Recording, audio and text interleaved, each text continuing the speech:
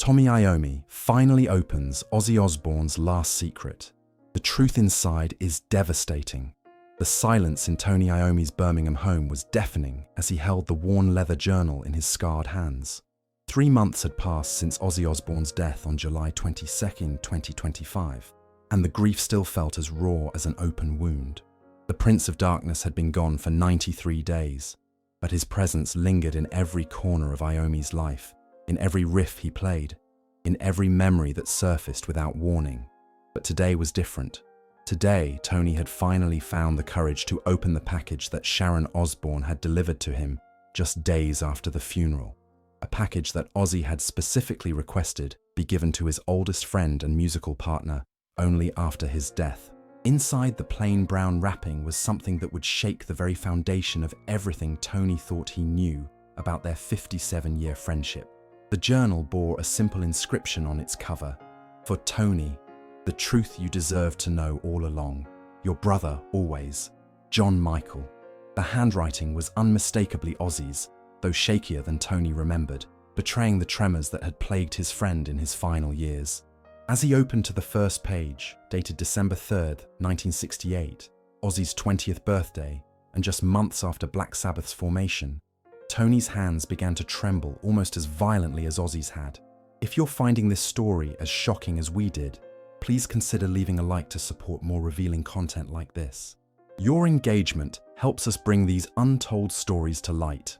The first entry was written in the rushed, passionate scrawl of a young man desperate to capture his thoughts. "Tony will never know how much I owe him. Not just for the music, not just for believing in me when no one else would, but for saving my life in ways he'll never understand." Today he played that riff, the one that would become Iron Man, and I knew we were going to change the world. But what he doesn't know is that yesterday, before he played it, I was ready to end everything. Tony's breath caught in his throat. December 2nd, 1968. He remembered that day vividly. It had been a particularly brutal winter in Birmingham, and the band had been struggling to find their sound. They'd been through multiple name changes, from the Polka Tulk Blues Band to Earth, and were still searching for their identity. But Tony didn't remember Ozzy being in crisis. He didn't remember any signs that his friend was contemplating suicide. The journal entry continued. "The depression has been getting worse. Mum doesn't understand, Dad thinks I'm just lazy, and the other lads in the band think I'm just being dramatic. But Tony sees something in me that I can't see in myself. When he plays guitar, when those dark, heavy riffs come pouring out of his amplifier, I hear my own soul speaking back to me. I hear hope in the darkness, beauty in the pain." He doesn't know it, but every time he picks up that guitar, he's talking me back from the edge. Tony set the journal down, his vision blurring with tears. 57 years of friendship, and he had never known, never suspected that his 19-year-old bandmate had been battling such darkness, or that music, their music, had literally been keeping him alive. The entries continued chronologically, each one revealing layers of Ozzy's inner world that he had kept hidden from everyone, including Sharon, including his children, including Tony himself. Entry after entry spoke of depression, anxiety, and a crushing sense of unworthiness that had plagued Ozzy his entire life. March 15th, 1970, read another entry. "We played the album tracks for the record company today. Paranoid, War Pigs, Iron Man, songs that came from the darkest places in my mind, but transformed into something powerful by Tony's genius. He doesn't know that Paranoid isn't just a song to me, it's my autobiography. Every line about depression, every word about mental anguish, it's all real. But when Tony plays those riffs, when I hear that wall of sound behind me, I don't feel alone anymore. The darkness becomes something we can fight together." As Tony read on, he began to understand something that had puzzled him for decades. Why Ozzy had always been so dependent on the band, why he had struggled so much during their periods apart, why he had seemed lost without Black Sabbath, even at the height of his solo success. June 3rd, 1973, another entry revealed. "The success is overwhelming. Everyone wants a piece of the Prince of Darkness, but they don't want John Michael Osbourne. They want the character I created to hide behind." Tony understands the difference, though he probably doesn't realize it. When we're writing music, When we're in that creative space together, he talks to the real me, not the madman, not the bat-biting showman, but the scared kid from Aston who just wants to be accepted. The most devastating entries came from 1979, the year Ozzy was fired from Black Sabbath due to his escalating drug and alcohol abuse. Tony remembered those days as some of the most difficult in the band's history. They had tried everything to help Ozzy get clean, but his addiction had spiraled out of control. The decision to remove him from the band had been heartbreaking, but necessary for everyone's survival.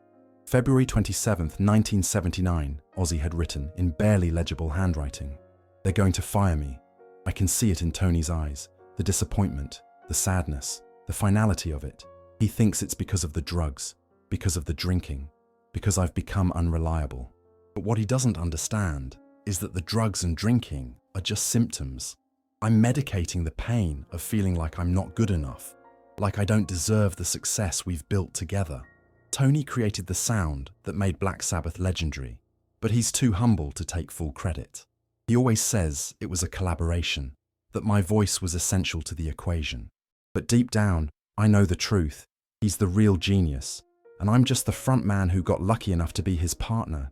The drugs helped me forget that truth, helped me pretend that I deserved to stand next to someone as talented as Tony Iommi. Tony's hands were shaking uncontrollably now. All these years, he had believed that their partnership was truly equal, that Ozzy's contributions were every bit as vital as his own. To discover that his oldest friend had spent decades feeling inadequate, feeling like a fraud, was almost unbearable. But the entries from 1979 contained an even more shocking revelation. Tony doesn't know that Sharon's father approached me months ago with an offer to manage my solo career. Don Arden saw an opportunity to capitalize on my problems with the band, to position me as the breakout star who was being held back by his lesser bandmates. I told him no initially, not because I didn't want solo success, but because the thought of being separated from Tony's creative influence terrified me. But then the drugs got worse, the band's patience ran out, and suddenly the solo career wasn't a choice, it was survival. Don Arden promised me that I could be bigger than Black Sabbath, that I could prove I didn't need Tony to be successful. But here's what no one knows. I made him promise that we would find ways to work with Tony again, that we would never completely burn that bridge, because I knew, even in my darkest moments of addiction and pride, that my best work would always be connected to Tony Iommi. This revelation struck Tony like a physical blow. He had always wondered how Ozzy's solo career had come together so quickly after his dismissal from the band. The speed with which Don Arden had assembled a solo band, secured recording contracts, and launched Ozzy's new career had seemed almost supernatural. Now he understood. It had all been planned in advance, a safety net put in place, while Ozzy was still officially part of Black Sabbath. The entries from the 1980s revealed the emotional cost of Ozzy's solo success. Despite achieving massive commercial triumph with albums like Blizzard of Oz and Diary of a Madman, Ozzy had been privately struggling with the separation from his creative partner. May 12, 1981, he had written, "The solo album is a huge hit, bigger than anything we did with Sabbath. The critics are calling it a masterpiece, and the fans are responding like never before. But every night when I'm alone in my hotel room, I listen to Tony's guitar work on the early Sabbath albums, and I feel like I've lost a part of my soul. Randy Rhoads is brilliant, perhaps even more technically skilled than Tony, but he doesn't understand the darkness the way Tony does. Tony lived through the same struggles I did, grew up in the same bleak Birmingham streets. His music comes from the same place of pain and hope that mine does." The death of Randy Rhoads in 1982 had marked another turning point in Ozzy's secret emotional journey, as revealed in the journal's most heartbreaking entries. March 19, 1982, Ozzy had written just hours after learning of his guitarist's death in the plane crash. "Randy is gone, and I feel like I'm being punished for my pride. I left Tony and the band because I wanted to prove I could succeed on my own. And now the universe has taken away the one person who was helping me do exactly that. Randy was so young, so talented, so full of life and potential. He should have had decades of music ahead of him. Instead, he's dead, and it's my fault for bringing him into this world of chaos and addiction. I called Tony tonight. I couldn't help myself. I needed to hear his voice, needed to know that not everyone I care about is going to be taken away from me. He was kind, as he always is. He offered to come to America, offered to help me through this crisis. But I was too proud to accept, too ashamed to admit that I need him. So I told him I was fine, that I would get through it on my own. But I'm not fine. I'm falling apart. And the only person who could really help me put the pieces back together is the person I walked away from 3 years ago. As Tony read these entries, he remembered that phone call clearly. He had heard the pain in Ozzy's voice, had sensed that his friend was barely holding himself together. He had genuinely offered to fly to America, to put aside any lingering resentment about the band's breakup, and simply be there for someone he cared about. But Ozzy had declined, had insisted he was coping well with Randy's death. Now, reading his friend's private thoughts from that terrible time, Tony understood the true depth of Ozzy's suffering. He also began to understand why Ozzy had become increasingly reckless in the years following Randy's death, why his behavior had become even more unpredictable and self-destructive. The journal entries from the late 1980s and early 1990s revealed Ozzy's growing awareness of his own mortality and his desperate desire to reconcile with his past. November 3rd, 1988, he had written, "Saw Tony at the MTV Music Awards tonight. We were polite, professional, but distant. I wanted to tell him about the dreams I've been having, dreams where we're young again, where we're writing Paranoid and Sweet Leaf and feeling like we could conquer the world. In the dreams, I'm not afraid to tell him how much his friendship means to me, how much I need his creative partnership to feel complete as an artist. But in real life, too much has happened. Too many years of separation, too many business conflicts, too many hurt feelings on both sides. So we shake hands and make small talk about our families, and I go back to my hotel room, knowing that I've wasted another opportunity to rebuild the most important creative relationship of my life." The entries from the 2000s documented Ozzy's joy at the various Black Sabbath reunions, but also his frustration at being unable to fully express his feelings to Tony. June 15th, 2005, he had written during the Ozfest reunion, "Playing with Tony again feels like coming home after decades of wandering in the wilderness. His guitar sound, the way he approaches a riff, the chemistry we have when we're writing together, it's all still there, as strong as ever. But we're older now, more set in our ways, more guarded with our emotions. We can make beautiful music together, but we can't seem to bridge the personal distance that's grown between us over the years. I want to tell him that he's always been the most important creative influence in my life, that every solo album I've made has been, in some way, an attempt to recapture the magic we created together. But how do you say that to someone after 25 years of prideful independence? How do you admit that you've spent decades trying to replace something irreplaceable?" The most recent entries, written in the months leading up to Ozzy's death, revealed a man coming to terms with his own mortality and desperate to finally tell the truth. March 10th, 2025, read one of the final entries. "The Parkinson's is getting worse. My hands shake constantly, my balance is shot, and the doctors say I have maybe 6 months left before the disease makes performing impossible. Sharon keeps talking about one final tour, one last chance to say goodbye to the fans, but what I really want is one final conversation with Tony. One honest conversation where I can tell him everything I should have said decades ago.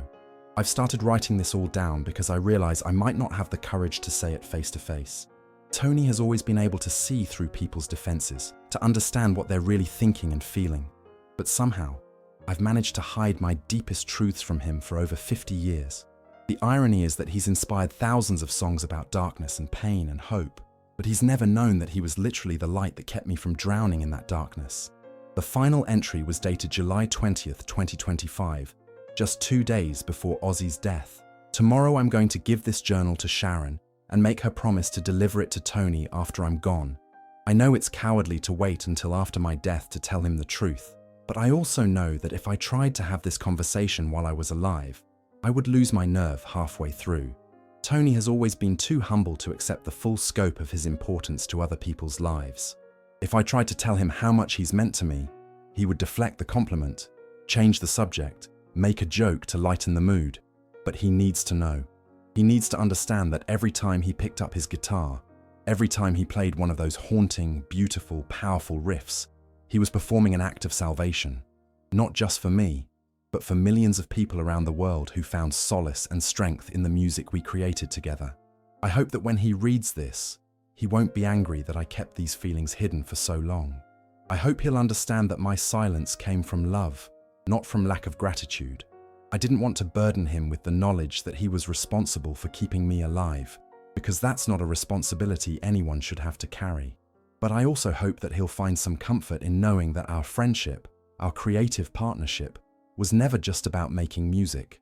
It was about two working-class kids from Birmingham who found a way to transform their pain into something beautiful, something that would outlast both of our lifetimes. Thank you, Tony, for 57 years of friendship, creativity, and unconditional acceptance. Thank you for seeing the person behind the Prince of Darkness mask. Thank you for never giving up on me, even when I gave up on myself. And thank you for proving that sometimes the most profound love is expressed not through words, but through music. Tony closed the journal and sat in stunned silence for what felt like hours. The magnitude of what he had just read was almost impossible to process. His best friend, his creative partner, the person he had shared some of life's most intense experiences with, had been carrying these secrets for over 5 decades. The guilt was overwhelming. How had he missed the signs? How had he failed to see that Ozzy was struggling with such profound feelings of inadequacy and depression? How many times could he have offered support, comfort, or simply honest conversation about their relationship? But gradually, the guilt began to give way to a different emotion, a deep, profound gratitude for the trust Ozzy had shown in sharing these private thoughts. Even in death, his friend had found a way to deepen their connection, to reveal new layers of the bond they had shared. Tony thought about the Back to the Beginning concert on July 5th, just 17 days before Ozzy's death. He remembered how determined Ozzy had been to perform, despite his physical limitations. Tony had later told Guitar World, "I think he really just held out to do that show. And just after that, he's done it and said goodbye to the fans." And that was the end of it, really. Now, reading the journal, Tony understood that the concert had been about more than saying goodbye to fans. It had been about completing a circle, about ending their creative partnership on their own terms, in their hometown, surrounded by the music that had defined both of their lives. Tony remembered receiving a text from Ozzy just a day before his death. "I had the text off him the day before yesterday, saying he's tired and he's really got no energy." At the time, he had interpreted it as simply the physical exhaustion of someone battling advanced Parkinson's disease. Now he wondered if there had been deeper meaning in those words, a final acknowledgement that Ozzy's long struggle was nearly over. 3 days after reading the journal, Tony made a decision that would have shocked the music world if they had known about it. He drove to Birmingham's Robin Hood Cemetery, where Ozzy had been laid to rest in a private ceremony, attended only by family and the surviving members of Black Sabbath.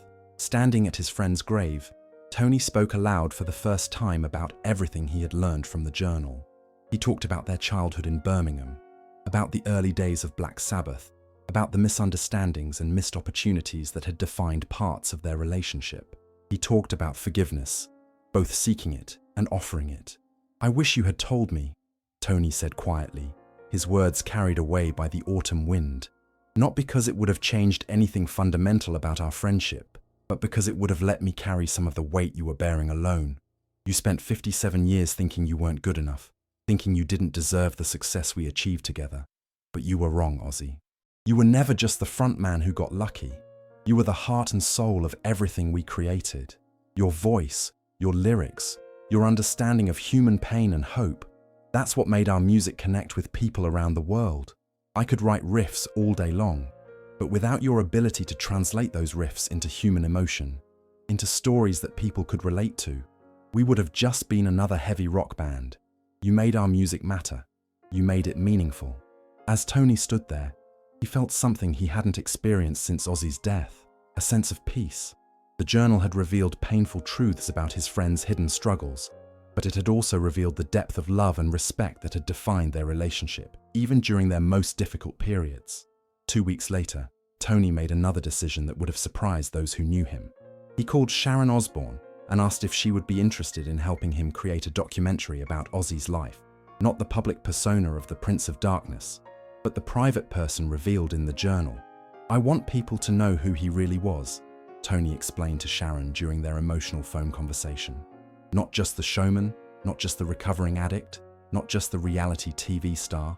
I want them to know the John Michael Osbourne who wrote those journal entries. The sensitive, introspective, deeply grateful person who was hiding behind all the theatricality. Sharon was initially hesitant. The journal entries were intensely private, and she wasn't sure that Ozzy would have wanted them shared with the world. But as she and Tony talked, she began to understand his motivation. He spent his whole life feeling like he wasn't good enough, Tony said. But those journal entries proved that he was one of the most thoughtful, caring, emotionally intelligent people I've ever known. Maybe sharing that side of him would help other people who are struggling with similar feelings of inadequacy or depression. Maybe it would help them understand that even someone who seemed as confident and successful as Ozzy Osbourne was fighting battles that nobody could see. The documentary project became Tony's obsession over the following months. He reached out to dozens of people who had known Ozzy personally, family members, bandmates, producers, friends, and asked them to share their own memories of the private person behind the public persona. What emerged was a portrait of remarkable complexity. A man who had struggled with mental health issues his entire life, but who had channeled that struggle into art that had helped millions of other people feel less alone in their own darkness. The journal entries revealed that Ozzy's understanding of pain and hope wasn't just performative, it was deeply personal and hard-won. The documentary, titled John Michael, The Private Ozzy, premiered at the Birmingham Film Festival 18 months after Ozzy's death. Tony was nervous about the public response, unsure whether people would be ready to see their beloved Prince of Darkness in such a vulnerable light. But the reaction was overwhelmingly positive. Fans, critics, and mental health advocates praised the film for its honest portrayal of depression, anxiety, and the healing power of creative collaboration. Many viewers said that learning about Ozzy's private struggles had given them permission to be more open about their own mental health challenges. Perhaps most importantly, the documentary sparked conversations about the hidden emotional lives of public figures, about the difference between persona and personality, about the courage required to be vulnerable in a world that often rewards only strength and confidence. At the film's premiere, Tony gave a brief speech that brought many audience members to tears. Ozzy spent his life thinking he was just the lucky guy who got to stand next to the real talent, Tony said. But the truth is that he was the most emotionally courageous person I've ever known. Every song he sang, every lyric he wrote, every performance he gave was an act of emotional honesty. He took his pain and transformed it into something that could help other people process their own pain. That's not luck, that's genius. I made this documentary because I wanted people to know that behind every larger-than-life personality is a human being who struggles with doubt, fear, and insecurity, just like the rest of us. Ozzy taught me that true strength comes not from hiding your vulnerabilities, but from transforming them into something that can help others. He may be gone, but that lesson will stay with me for the rest of my life. As the credits rolled on the documentary, Tony felt a profound sense of completion. The secret that Ozzy had carried for 57 years was finally revealed, but not in a way that diminished his memory. Instead, it had revealed new depths of his humanity, new reasons to admire his courage, new ways to understand the creative bond that had produced some of the most influential music in history.